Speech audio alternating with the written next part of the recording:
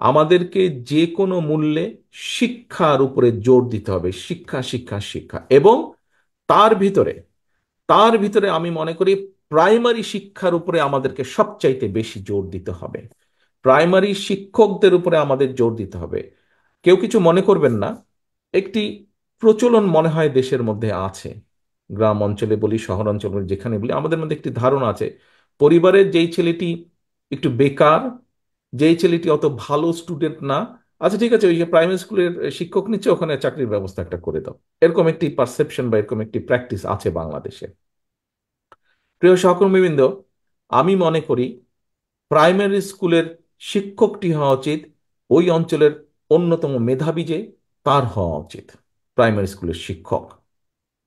কারণ আজকে যদি প্রাইমারি স্কুলের শিক্ষক একজন মেধাবী ছাত্র বা ছাত্রী হয়ে থাকেন, অর্থাৎ ব্যক্তি হয়ে থাকেন প্রাইমারি স্কুলের শিক্ষক, তাহলে আগামী দিনের যে ভবিষ্যৎ আমাদের সন্তানেরা শুধু পুঁথিগত বিদ্যা না, পুঁথিগত বিদ্যার পাশাপাশি অর্থাৎ একাডেমিক এডুকেশনের পাশেও মৌলিক মূল্যবোধ, যে এই বিষয়টিকে নিয়ে আসতে হবে, এই বিষয়টিকে আমাদের ছোট ছোট শিশুদের মধ্যে দিতে হবে, মৌলিক মূল্যবোধ।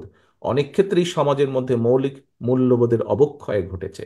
কাজে আমরা যেই দুর্নীতির কথা বলছি, এই দুর্নীতিকে যদি নির্মূল করতে হয়, এই দুর্নীতিকে যদি কমিয়ে নিয়ে আসতে হয়, দুদুক টুদুক যেগুলো আছে সেগুলো তাদের মতন কাজ করবে, কিন্তু দুর্নীতিকে যদি, অ্যাকচুয়ালি যে দুর্নীতি খারাপ, দুর্নীতি থেকে দূরে থাকা উচিত, এইটি যদি করতে হয় সমাজে, তাহলে অবশ্যই সেই প্রাইমারি স্কুল থেকে শুরু করা উচিত।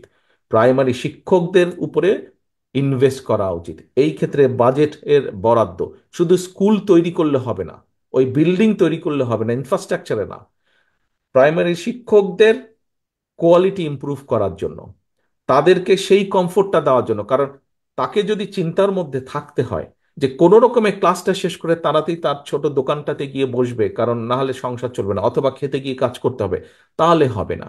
কাজে তাকে আমার সেই কমফোর্টটা দিতে হবে, যাতে সে তার ক্লাস শেষ হয়ে যাওয়ার পরে, আমরা শুনতাম যখন ছোটবেলায় ছিলাম তখন নানা নানা দাদের কাছে গল্প শুনতাম, যে ওনারা যখন ছোট ছিলেন, শিক্ষকরা শিক্ষকরা তখন তখন তো গ্রামের সংখ্যা বেশি, শিক্ষকরা বলে সন্ধ্যার পরে বা বিকেলের পরে বলে ভালো ছাত্র যারা তাদের বাসায় যেতেন শিক্ষকরা, এবং গিয়ে গিয়ে খোঁজ করতেন ছেলেটা পড়ছে কিনা, কোনো সমস্যা হচ্ছে কিনা। প্রিয় সহকর্মীবৃন্দ, জানি না সেরকম করা সম্ভব হবে কিনা একদিন বাংলাদেশে, যে প্রাইমারি শিক্ষকরা স্কুলের পরেও গিয়ে ভালো স্টুডেন্ট বা কম বেশি সব স্টুডেন্টের ব্যক্তিগতভাবে খোঁজ খবর করবেন। যদি সেটিকে নিশ্চিত করতে হয়, এরকম একটি পরিবেশ যদি তৈরি করতে হয়, এটি আমার সম্পূর্ণ চিন্তা আপনাদের সাথে শেয়ার করলাম, যে শিক্ষা আমাদেরকে, প্রাইমারি শিক্ষা, পরের যে শিক্ষাগুলো আছে সেগুলোকে অবশ্যই আমরা ডেভেলপ করব, কিন্তু আমাদেরকে অবশ্যই প্রাইমারির উপরে জোর দিতে হবে। প্রাইমারি শিক্ষা, শিক্ষক, স্টুডেন্ট সবকিছুর উপর জোর দিতে হবে, তাদের শিক্ষার কোয়ালিটি, তাদের কমফোর্ট দিতে হবে শিক্ষকদেরকে, যে তাকে যেন চিন্তা করতে না হয় যে তার এই ক্লাসটি শেষ করে দৌড় দিয়ে গিয়ে দোকানে বসতে হবে অথবা খেতে যেতে হবে কাজ করতে, এই বিষয় থেকে সরিয়ে নিয়ে এসে সম্পূর্ণভাবে যাতে সে মনোনিবেশ করতে পারে শিক্ষার উপরে, তার ছাত্রছাত্রীদের পিছনে।